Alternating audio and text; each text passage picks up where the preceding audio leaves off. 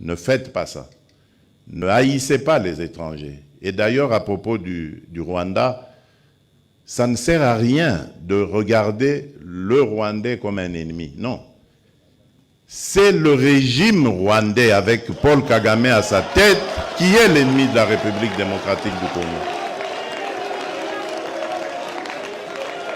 Les Rwandais et les Rwandaises sont nos frères et sœurs. Et d'ailleurs, ils ont besoin de notre aide parce qu'ils sont muselés. Ils ont besoin de notre aide pour se libérer. Ça n'a rien à voir avec ce que leurs dirigeants sont en train de leur imposer.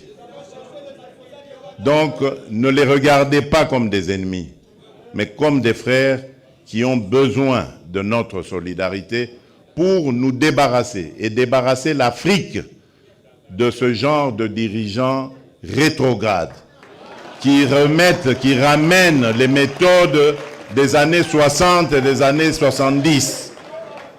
Alors qu'en Afrique,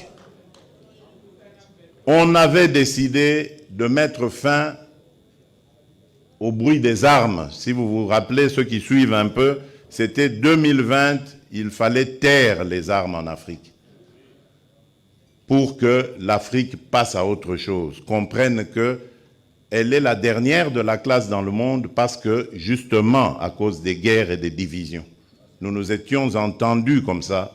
Malheureusement, ce n'est pas arrivé, on a dû encore prolonger, mais c'est à cause, justement, des dirigeants tels que Paul Kagame. Et il s'enorgueillit d'être un faiseur de guerre, un spécialiste dans la guerre. Il en est fier.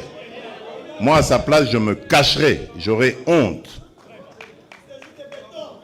d'assumer le fait qu'on sème la mort et la désolation. C'est honteux. Et je dirais même diabolique. Nous n'allons pas manger de ce pain.